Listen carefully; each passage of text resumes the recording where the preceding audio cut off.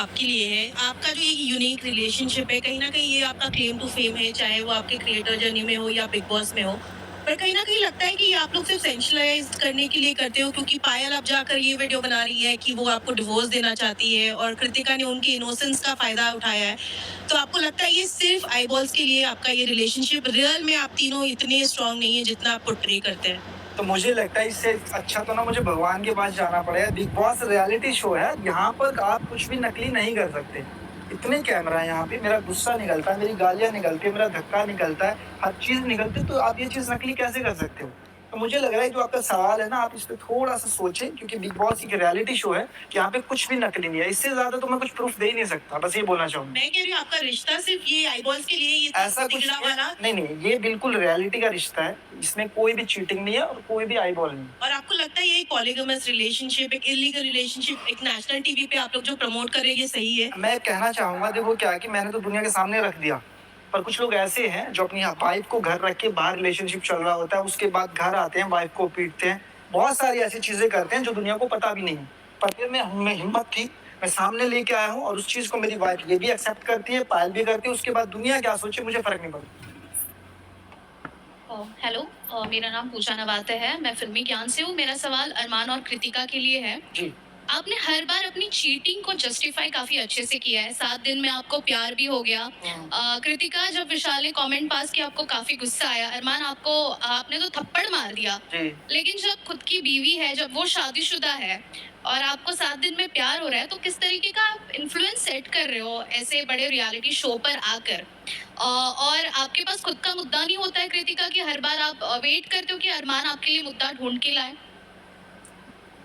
तो देखो, ये जो हमारी रियल स्टोरी है ना, इस 7 दिन में प्यार, वो ऑलरेडी सबको पता है। मैं इस रियलिटी शो में आई थी, तो यहाँ पे जितने भी लोग हमें नहीं जानते थे, मैंने सबको बताया। और हम तीनों इस शो में आए थे कि हम तीनों अपना प्यार लोगों को दिखा सके, क्योंकि बाहर ना बहुत सारे लोगों के क्वेश्चन होता है कि आप तीनों जो साथ में रह रहे हो, क्या वो सच है? क्या वो सच में आप तीनों साथ में रहते हो? तो हम लोग इसलिए इस शो पे आए थे ताकि लोगों को ना ये चीज क्लियर होए कि हम तीनों साथ में रहते हैं। बाकी जो मुद्दे वाली बात है, आप थोड़ा सा और क्लियर करके प्लीज मैं बता बता देता हूँ दीजिए। मुद्दा क्या होता है ना, कि आप सोचो विशाल था, उसमें कृतिका ऐड थी। उसके बाद दूसरा मुद्दा हम ले लेते हैं, जब शिवानी ने डिसीजन लिया था कृतिका को पीछे कर दिया और सना मकबूल को आगे कर दिया, पर वो उस मुद्दा चीज भी ऐड ऑन था। पर उस चीज के लिए जब ये रेस वाली बात हुई थी, शिवानी संचालक थी, शिवानी ने बोला कि कृतिका तुम हार गई हो और सना चली गई, तो उस मुद्दे में पहले मैं बोली थी। जब मैंने बोला, उसके बाद मेरी उससे बातचीत हुई, तो वहां से विशाल बोलने लग गया। जब विशाल बोलने लग गया, तो अरमान जी आ गए। तो ऑटोमेटिकली क्या होता है, जब आप एक हस्बैंड वाइफ होते हो और आप एक शो में आते हो, तो अगर वाइफ की बात होती है, हस्बैंड बोलते हैं, हस्बैंड की वाइफ होती है, तो वाइफ बोलती है कि ये एक ना नॉर्मल चीज है। जब हम यहाँ पे रहते हैं ना, तो आगे से कोई अगर बोल रहा होता है, तो ये ऑटोमेटिकली अंदर से ये चीज आती है कि हस्बैंड वाइफ एक दूसरे के लिए तो वो स्टैंड लेते हैं। और मुझे चीटिंग को मुझे जस्टिफाई करते हुए हमेशा नजर आए हो। चीटिंग में आप बताओ क्या किया हमने चीटिंग वैसे? आपको एक कमेंट से इतना बुरा लगा, आप शादीशुदा थे, फिर भी 7 दिन में प्यार हुआ। Cheating is a choice. Choice होती तो छोड़ देता ना मैडम, साथ थोड़ी रखता। मैं तो ये पाल को छोड़ देता, मैं इससे शादी कर लेता, रखा तो दोनों को ना। तो हर चीज ना अलग अलग होती है। मेरे रिश्ते अलग हैं और किसी के अलग हैं, मैं अपने रिश्तों को अच्छे से चला रहा हूँ, कुछ लोग नहीं चला रहे, तो वो अपनी अपनी लाइफ होती है। तो मेरा कहने का मतलब ये है, अगर ऐसा होता तो मैं पायल को छोड़ देता, इसको रखता, पर मैंने दोनों को रखा और दोनों को इज्जत दी, और आज जो भी कुछ कर रहा हूँ इन्हीं के लिए कर रहा हूँ। मैं सरिता फीफा फूस से। हालांकि मेरा सवाल साई केतन से है, लेकिन क्लोजिंग कमेंट, अरमान, आप लोगों को नैतिकता का पाठ पढ़ाते हैं। आपने कहा कि हम जिस थाली में खाते हैं उसमें छेद नहीं करते, फलाना ढिमाका। विशाल को आपने बहुत कुछ कहा, मगर नैतिकता का पाठ आप ना ही पढ़ाएं तो बेहतर है। एक बीवी के रहते हुए आप उस बीवी की बहन जैसी दोस्त को उसने बुलाया, आपने उससे शादी कर ली, आप जवाब दे चुके हैं। पर सिर्फ ये शब्द मैं आपको बताना चाहती थी, आप कितने भी मीठे शब्द बोल दे, ये गलत है कि आपने एक बीवी के रहते हुए दूसरी लड़की से शादी करके आप जस्टिफाई करते हैं, उसको बार बार जस्टिफाई करते हैं कि सही है, मैंने रखा, मैंने ये नहीं किया, ये गलत है। आप इसका जवाब दे चुके हैं, सिर्फ ये शब्द मैं आपसे कहना चाहती थी। जी। नमस्कार, मैं रेखा खान हूँ, नवभारत टाइम से। मेरा सवाल कृतिका से है और अरमान से है। अरमान, इतनी देर से हम सुन रहे हैं और हमने देखा, आप बार बार कह रहे हैं कि मैं इसको भी रख सकता हूँ, उसको भी रख सकता हूँ। बहुत गलत है। आपने सबसे पहले तो पायल की मजबूरी का फ़ायदा उठाया। जितना हमने देखा, तो उसके लिए आप गलत हैं। आप उसको किसी जन्म में उसको आप जस्टिफाई नहीं कर सकते हैं। और कृतिका, हमने एक कहावत सुनी है ना कि डायन भी 7 घर छोड़ करके वार करती है। तो आपने तो मतलब अपनी जो फ्रेंड है, आपने पूरा किस्सा बयान किया कि कैसे मतलब आप कैसे करीब आई, 7 दिन में कैसे हुआ, आपने कैसे उनसे नंबर मांगा। तो कहते ना वो कहावत को भी आपने एकदम सच कर दिखाया कि औरत औरत की दुश्मन होती है।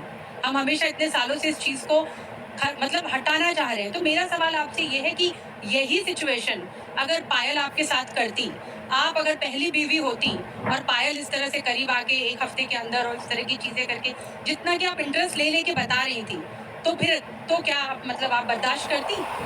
तो सबसे पहले तो मैं ये बात बोलूंगी कि हम एक रियलिटी शो में जो चीजें बाहर है वो मैं बाहर भी अपने ब्लॉग में बता चुकी, तो मैं इधर आके ना लोगों से झूठ नहीं बोलना चाहती थी। जो चीजें हैं मैंने वो बातें करी, और ठीक है मुझे प्यार हुआ, मैं मानती हूँ मुझे प्यार हुआ, और हर किसी को प्यार होता है। और अरमान जी ने मेरा साथ दिया, और पायल का जो इस चीज के अंदर पूरा का पूरा हाँ था, मतलब पायल ने हाँ करी तभी ये शादी हुई, तभी ये चीजें आगे बढ़ी। तो भाई ये जो चीजें ये हमारी पर्सनल है, हम तीनों की अंडरस्टैंडिंग है। और जो आप बोल रहे हो ना कि डायन ये सब, तो भाई ठीक है, ये मानती हूँ ये चीजें होती है, बट कि मैं ये बात बोलूंगी कि सबसे इंपॉर्टेंट होती है अंडरस्टैंडिंग, जो कि हमारी है। और चीजें बहुत ज्यादा खराब हो चुकी थी, मैंने सुसाइड करी, मैंने अपनी चीजें खराब की, मैंने मरने की कोशिश करी। एक ऐसा टाइम आ गया था कि हम तीनों अलग हो चुके थे, मैंने रिश्ता खत्म करने की कोशिश करी। मैंने ये टाइम भी देखा कि मैं इनकी लाइफ से अलग हो जाऊं, पायल हमारी लाइफ से अलग हो जाए, हम तीनों अलग हो चुके थे। अलग होने के बाद मुझे फिर एंड में ये चीजें समझ आई कि हाँ मैं नहीं रह सकती ना इनके आप बिना। अभी भी मेरे सवाल का जवाब नहीं दे रही है। मैं कह रही हूँ कि अगर आपके साथ पायल ऐसा करती तो आप बर्दाश्त करती? बस मेरा सवाल इतना है, बाकी आपकी पूरी कहानी तो पूरी दुनिया जानती है।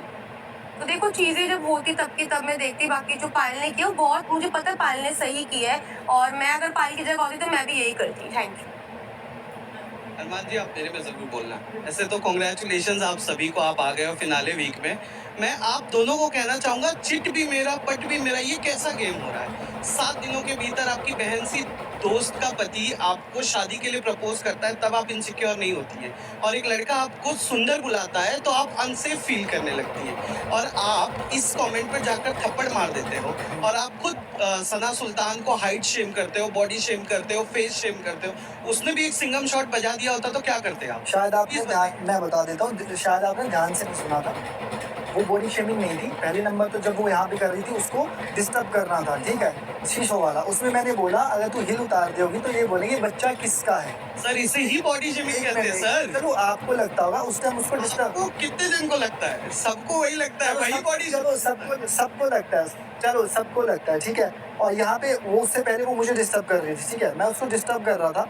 और उसके बाद मैंने बोला अगर तू मेकअप उतार के देती होगी तो क्या घर वाले पहचान जाते तुझे, ये बोला था। शेमिंग में आता है।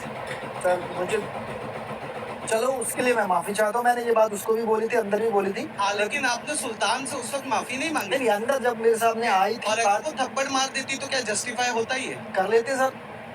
और कृतिका जी, आप बताइए, आप अनसेफ फील हो गई थी एक सुंदर कह देने से? सर वो सर एक सेकंड, सिर्फ बात क्या हुई थी जब पायल शो पे आई थी, सेकंड वीकेंड का वार था जब अनिल सर ने बुलाया था।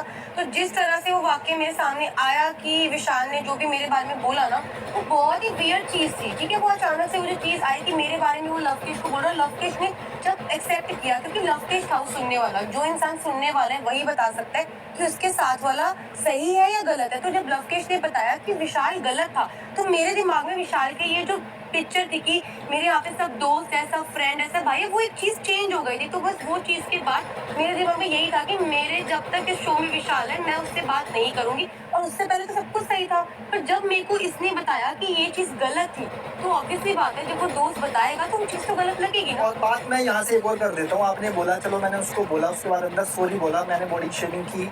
और जो रोज मुझे यहाँ बोला जाता है तुलतला, इसको पढ़ना लिखना नहीं आता, मेरे सामने तो कोई नहीं है सॉरी। 8वीं फेल, ये आखिरी फेल बोला, वैसे सना सुल्तान मुझे बोलते हैं मैसेज पढ़ना तुलतला, इसको मैसेज पढ़ना नहीं आता, या फिर उसने तो नहीं बोला सॉरी, किसमें लड़का था ना। उसी पे कुछ कहना चाह रही है, बताइए। जी मैंने ना उस दिन भी मैंने अरमान जी को भी बोला था कि अरमान जी आप मुझे बोलते हो